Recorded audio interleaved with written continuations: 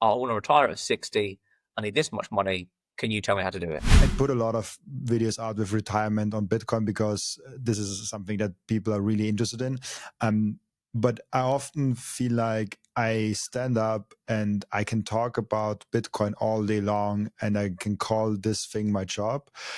And yeah, there's a lot of organizational things. There's a lot of like strategy behind the podcast and all those things, like a lot of things that are non-Bitcoin related. It's just like Yeah. podcast and media related, but most of it is Bitcoin related. Yeah. And so like I get to do the very thing that I dreamed of doing 2 years ago. So I'm kind of already retired in a sense, even though I could not live from my money forever. But like in that sense, I'm retired. Yeah. Like you get up every day and you're like, oh, cool, another day. Yeah, has some. I don't know if you experienced that. I mean, it's a whole different topic that I wanted to get into, but it's interesting. I have sometimes those days where I just stand up in the middle of the night because I really want to do something. Like I had an idea. I was like, oh shit, like I have to do that now, and I get out of 4 a.m. and my girlfriend's like, where are you going? And Yeah. then I go to the computer. I have an idea. And I think when you do that, you've got to get it out of your head. Otherwise, you're not going to get back to sleep anyway.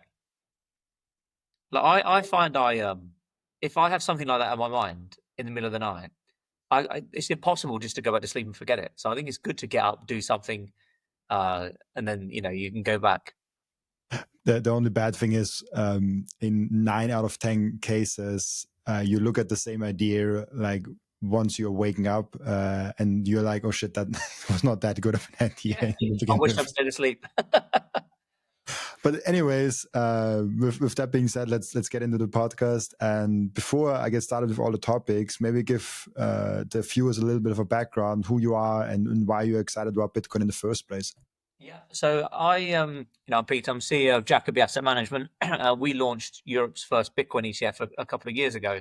My background is I was working in the City of London in wealth management. I started working the very day Lehman Brothers crashed, which ironically was what sort of triggered the financial crisis, which Bitcoin then was sort of invented to, say, well, this is the way we should be doing it. So it's really, really incredible timing.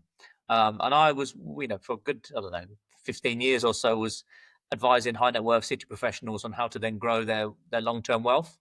And then sort of I met Bitcoin, and I thought, hold on a minute, this is an even better way to do it. So we think that if you can take the traditional world where people have been saving up their money for years and years and years, and then blend Bitcoin with it, then that's only going to help them out long term. So that's the sort of reason we went down that avenue, because there's so many traditional products that people have their money invested in which can't accept Bitcoin or can't access Bitcoin. And so, that's a huge problem, in my opinion. You need to bridge the old world and the new world in order to allow people to access into Bitcoin, but also to allow Bitcoin to gain mass adoption and fulfill its, prophecy of becoming, a currency. So I think paradoxically, the traditional world and the Bitcoin world kind of need each other to survive, or at least to fulfill their potential. So yeah, we started Jacoby basically to try and find a way of people being able to safely, securely invest in Bitcoin who aren't sort of tech savvy crypto native investors. And so when you talk about Bitcoiners, most of them are very, very happy and comfortable to buy their own Bitcoin, custody it themselves. But from my experience of working with, just regular, people who invest in all sorts of different things, but basically just want it to be simple and easy, they probably don't want to spend all the time and effort to learn the new things. They just want to get on with their own life. They want someone else to take care of their finances. They want to say, I want to retire at 60. I need this much money. Can you tell me how to do it? Those sorts of people need help to then bridge what they've currently got into Bitcoin. And I think that's why products like ours are really important, because if they don't have that, then they're either not going to buy Bitcoin, or they're going to have to learn something they don't really want to learn and probably won't do it. I want to zoom in on one thing because I feel like it could be a fun thing to talk about. How was it to start on the very day the financial crisis started? It was weird. It's like you're getting onboarded and all the news are coming out and you're like, is that a normal day? Yeah, so it was my first job out of university, and on your first day in this company, you kind of start at 10. So your manager's got all this time to get all this stuff together. So every day, this company I worked for was like a proper old school boiler room, like get on the phone, cold calling sort of situation. So every morning there'd be a sales meeting or like a get people going, kind of feed the dogs sort of meeting. And so I missed the one on the day I joined. I obviously wasn't in because I started at 10 while my manager was sorting stuff out. Then later on that day, then Lehman kind of crashed. And I didn't really know what he was talking about. I did a marketing and management science degree, and then got a job in wealth management. And then so the next day was my first ever morning sales huddle, and they was like, "Don't worry, we're not going to shut down." I'm like, "Wow, what a start!" So then the meltdown of I don't think it was fully appreciated the scale of what was going to unfold. No one knew that very day, especially not me as like a 22-year-old straight out of university into the city. But what it did teach us is that things were really quite hard because people were worried about investing. People were losing their jobs. They were losing their money. The last thing they want to do is, accept a phone call from me saying, "Do you want to invest some money?" So that made doing our job really, really difficult. But we didn't know any different because that was normal. So my first day or week was one of the worst times in a lifetime to start doing it. But if you could then actually survive, or maybe not thrive, but survive, when times turned a bit easier, well, then it seemed really easy because you learned to do your job in the worst environment there's been in, I don't know, decades. And so it was quite a funny time that people, even though they were worried about losing their jobs, losing their money, they still kind of wanted help because financial advisors do well in most scenarios because when things are going well, people want to talk to them to find out how to make more money. And when things are going badly, they want to talk to them about how do they not lose their money. So even though it was a really, really bad time for the global economy, it wasn't necessarily an awful time to be in the wealth management game because people wanted to talk to you. But yeah, it was strange, really. It's funny looking back in hindsight that I've now ended up in Bitcoin, which is a direct result of the crash and the financial failures of the fiat monetary system. And I've come full circle almost. I guess it's similar to the people that come into Bitcoin at the very top of the market and they buy in, and at the next week, all of a sudden, the bear market starts and they experience like a downturn of like half a year or a year only down. You kind of get hardened, and then when the bull market starts, you're like, oh shit, Yeah, this is it. I've learned it. Yeah, that's I was thinking about this yesterday. Actually, it's all well and good saying, yeah, okay, I've learned about Bitcoin. I'm going to invest in Bitcoin. Now, I think there's two types of knowledge. There's learned knowledge, then there's earned knowledge, and they're very different, especially when you're going through a Bitcoin cycle. And I think the key thing, the key attribute you need to be a successful investor, especially in Bitcoin where it's volatile, is resilience. So forget about timing the market, thinking when is it going to go up, when is it going to go down. It's dealing with absolutely doing nothing, and that's a really difficult thing to do, especially when markets seem to tank. That everybody thinks they need to do something to negate the problem, but whatever you do is probably going to not be the right call. So there's quite a lot of studies that show you're better off in all investing, not just Bitcoin. You're better off just staying invested because if you knew how to time it, you'd already be a trader somewhere else anyway. So the best thing to do is just put on the kettle, make a cup of tea, go and do something else, and let it do its thing. Absolutely. And you said you kind of founded the first spot Bitcoin ETF in Europe, was it, or like in the UK? Yeah, so our fund is domiciled in Guernsey, which is a UK offshore crown dependency. And so in 2021, we went to them to see if we could get a Bitcoin ETF approved. At the time, there were no Bitcoin ETFs in the world, but in the process of us seeking approval, the first ones to list were in Canada. Then there was, I think, some in Brazil. Then we were approved in October 2021. So in the European market, there were already crypto exchange traded notes. So it wasn't as if there was no Bitcoin products. There were some products, but a debt structure instead of a fund, which the majority of the exchange traded world is. I think 90% of exchange traded products around the world are all exchange traded funds. And so the European market had some exposure and some access in some countries, but in the UK, they were banned in 2021. So the UK has really been starved of any sort of Bitcoin exposure in terms of traditional products being able to access it. So we had our fund approved in 2021. And then the next thing we needed to do is go and get it listed somewhere relevant.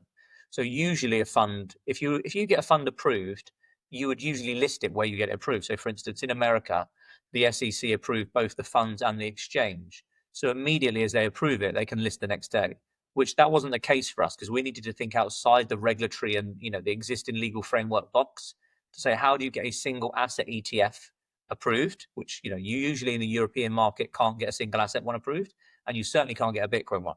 So we needed to work out, how do you actually get a single asset Bitcoin fund on an exchange, on a relevant exchange, which you'd obviously want to do to get maximum exposure. So we had our fund approved in 2021 by the Guernsey regulator. We then got it approved to be listed in Euronext Amsterdam in the Netherlands. And then just as we were about to list, FTX crashed. And then so that basically pulled the plug on it for a while, because it'd be, commercially suicidal to have listed it at that point when everyone was fleeing and running for the hills. So we didn't then list it until, say, a year or so later. And then we listed it on the Euronext Amsterdam in August 2023. But then we still couldn't sell to retail under regulatory restrictions.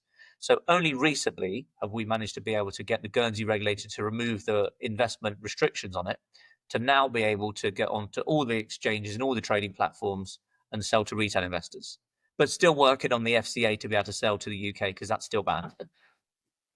How it's always like, especially with retail, I always wonder like why they not just like flock into Bitcoin directly. So like what's kind of the use case or the clientele that says like, oh, I'll buy a Bitcoin ETF, and do you think there would have been any chance that they would have bought Bitcoin in any other way? So I think they would do both. So I think if you're a Bitcoiner and you've got your money in your bank account and you can just go and buy Bitcoin, you would.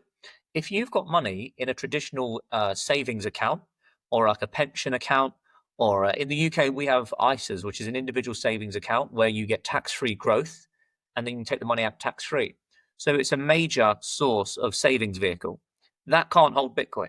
So if you want to pay no tax on your Bitcoin, well, you need to hold it in a wrapper that charges no tax. So either you live in a no tax jurisdiction or you use a no tax product. So in the UK, there's 750 billion in ISAs which can't touch Bitcoin. So that's the reason you would buy a Bitcoin ETF, because this money can't buy Bitcoin. Your other money can buy Bitcoin, but you've got different pools of money depending on the products you use, depending on the country you live and the tax efficient products that country allows you to use. And so Bitcoin can't fit in all of them. And so a Bitcoin ETF is perfect for some of those products. Are you seeing that the people that buy those are already orange pilled and just trying to get like those money into Bitcoin, or is it actually that people haven't had Bitcoin and you kind of educate them, like probably both a little bit? It's mostly, I would say at the moment, already orange pilled people, and they just want exposure via the products they've already got. So again, back in the UK, like if you want tax-free growth on your product, you have to use a specific vehicle. If you want a tax-free growth on a pension product, like a retirement product, you have to use that product. So these are the ones where people that are already orange pilled, they've already got a load of money stacked away. They just can't buy Bitcoin with it. And I think they're the first people that would start to buy Bitcoin within an ETF with these products. But I think gradually, as the more and more it goes on, I think people are now starting to be more aware that they need an allocation to Bitcoin. These products make it easier, because if you're a non-Bitcoiner but you want exposure to Bitcoin, do you want to just use a product you already know, you already have, and you just click Bitcoin ETF button, or do you want to learn about the whole process of how do you custody Bitcoin yourself? Most people, from my experience of working with investors, they don't really, they go to work, they look after their family, they go on holiday, they've got their own problems to deal with. They generally don't want to go and learn new stuff. Like people, I find, once you've left school or university, usually people don't seek to learn new things. And so when you're an investor, you basically deal with an advisor who does the learning for you. And you say to them, okay, this is what I want, go and do it for me. You probably wouldn't then go and do it another way that you're not comfortable doing. So given the fact you'd already know about ETFs, you'd already have these traditional financial products, it's easier for somebody that isn't really that, super duper bothered about self-sovereignty and that sort of stuff. They would just buy it because they want exposure to Bitcoin without having to do too much new stuff. It's interesting. So it's the one side like meeting people where they are and kind of unlocking capital, but also it's a new pile of money that sits there, wants to get unlocked, and people, even Bitcoiners, are there and they're like, hey, I have that retirement account, I have that ISAs account, I want to get that into Bitcoin, and they can't. I think in Austria it's not even possible because you don't have, you're even more restricted than in the UK, it seems like. But it's interesting. It's basically a whole new pile of money that without ETFs wouldn't even be able to get into Bitcoin. Yep. So just going back to the numbers in the UK. So in the self-invested personal pension market in the UK, there's £500 billion that can't go into Bitcoin. And there's £750 billion in ISAs. So that's £1.25 trillion that can't buy actual Bitcoin.